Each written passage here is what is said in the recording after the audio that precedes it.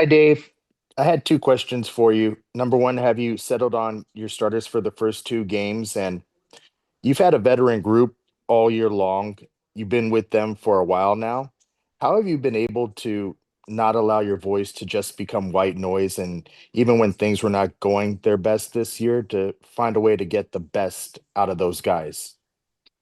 Um, you know what, David, I think we're going to run the same rotation back. I think for sure for the first two, Snell and then Yamamoto, and we'll see kind of from game three and game four.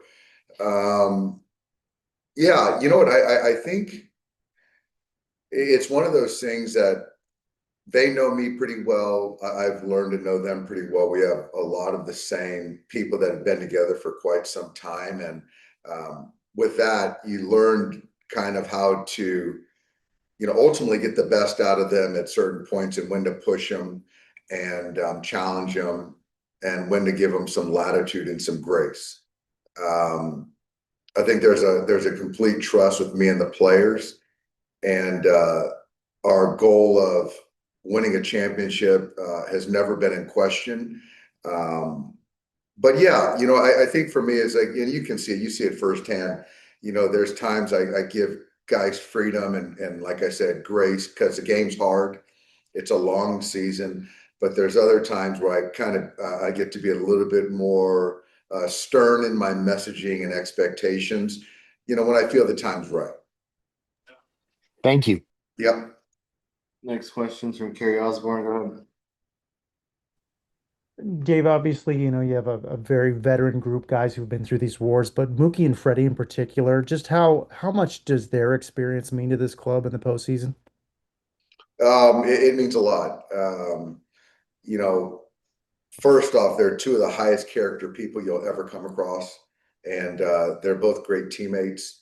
Um, they're both, uh, very, very good workers.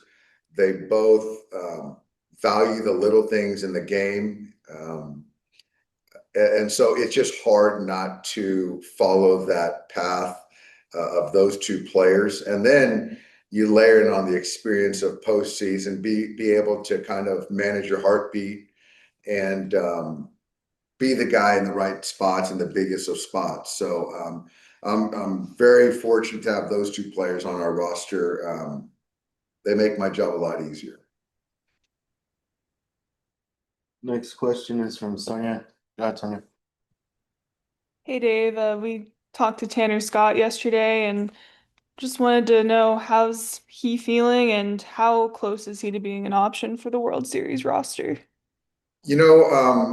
It's good to see Tanner continuing to throw pens, and um, it's just kind of trying to get a grasp on the doctors giving him the full kind of green light, the go ahead. So I really today I can't answer that question. I know that he's anxious, which is a good thing. But I think fortunately, we get to see for a couple more days, how he responds to throwing and bullpens and things like that. And in addition to, possibly Tanner, do you anticipate your bullpen looking much different this series? There is kind of that added challenge of some power hitting righties with the Blue Jays that you haven't had to um, counter so much in the other series. Yeah, that's fair. Um, I think we're still kind of in talks. You know, there's one spot I think that we could potentially kind of debate, and we'll continue to debate, but we haven't made a decision. But it's going to look obviously outside of that one spot. It's probably going to look exactly the same. Thanks, Dave. Yep. Next question is from Bill Plinkett. Go ahead, Bill. Yeah, Dave, how much more comfortable are you with the 6 day break this year compared to the breaks the last 2 years? I think actually much more comfortable. Even after the game four win, we're flying out tomorrow, which sort of breaks up the monotony of not playing. We took the one day off, but the guys are active. The guys feel good. I do think that there were some guys that were nursing some things, so to get us back to full health. But actually, we got a simulated game, another one tonight, so I feel good about kind of the guys' focus and playing. And yeah, Bill, we'll be ready to go on Friday. Feel good about it. The breaks seem to affect hitters more than pitchers. Is that a good thing that you're relying on your starting pitching then? Yeah, I do think that's the case. But I will say that we've got this traject machine in the cage that guys are taking a lot of at bats off of, so to get familiar with different pitchers and keep their timing. And it's not live, but it's pretty good simulation on top of the simulated games that we're playing with each other. But yeah, having the pitchers kind of fresh and frisky, going into this World Series is a good thing. Going back to spring training with this idea of doing something that hasn't been done in 25 years, how much of your message was that in spring training? And do you bring it up over the course of the season at all? I haven't brought it up in the season. I brought it up, I think, on the first day of spring training and haven't talked about it since. I think it's one of those added pressures that I don't think that I want to take on. I don't think our players need to take on. So I think for us, it's kind of, being in the moment, taking care of business. And then at the end of the day, at the end of the season, then you can look back. But right now, the only focus is winning game one and winning 4 more games here. Thanks, Dave. Yep. Next question from Dylan Hernandez. Go ahead. Hey, Dave. With Yamamoto, it seems like he's developed a very close relationship with his interpreter, Hero, over the last couple of years. And I was just kind of wondering, what you could maybe tell about Yamamoto's character, maybe the way he treats Hero, maybe not just Hero, but also, a lot of the teams like support staff. Fantastic. I think Yamamoto is quite the gentleman, quite the high character. He's a great worker, knows what he wants to do, what he needs to do to get ready. And he treats everyone from Hero to myself to all the support staff with the highest of respect. Thank you, Dave. Yep. Next question is from John Chidley Hill from TSN. Go ahead. Hey, Dave. Thanks for making the time today. Really appreciate it. We just had Freddie speak to us, and he was saying that he's expecting a rough ride from his fellow Canadians when he's in Toronto. Is he the kind of player that gets affected by booing and jeers that are so directed at him that when he gets singled out, or is he the kind of guy that's just going to shrug it off and focus on the task at hand? Well, he doesn't get bothered by boos. I'm just a little confused why, where he praises his country of birth and,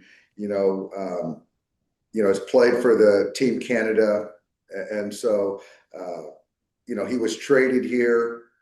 So, yeah, he's a baseball player, loves the U.S., loves Canada. He's a heck of a player, person, even better person. But, yeah, I don't know what the Blue Jays fans have in store for him, but I don't think he'll be fazed by it. They gave Josh Naylor a rough ride during the last series too, so it's not particular to Freddie. It's they'll just single out other Canadians, I guess. So other Canadians that don't have a choice to where they play. Got it. Okay. Well, I'm okay with that. Then I guess that Freddie is not singled out, so I got no problem with it. All right. Thanks, Dave. Thanks. Thank you. Next question is from Fabian. Go ahead.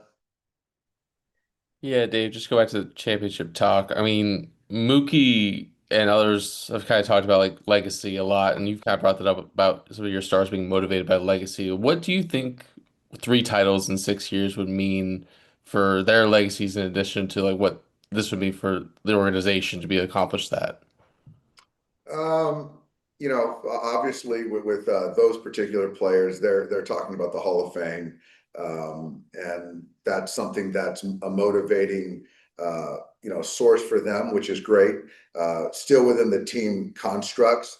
Yeah, and I think for the Dodgers, I think it just kind of puts us, on a Mount Rushmore of sports organizations. So there's been a lot of franchises that have done a lot of great things. And, right now in this point in time, we're just fortunate to be a part of, a great organization. We got to do our part.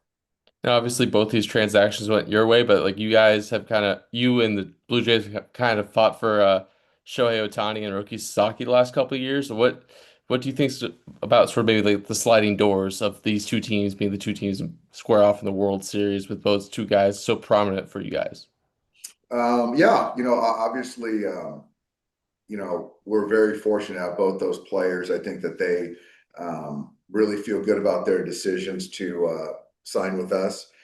But yeah, I mean, the Blue Jays ultimately got back to the World Series first time in, since 1990 or whenever it was. But yeah, that's a good question, good debate. But like you said, I'm happy that we won out and they chose us. Thanks, Dave. Yeah. Next question from Jack Harris. Go ahead, Jack.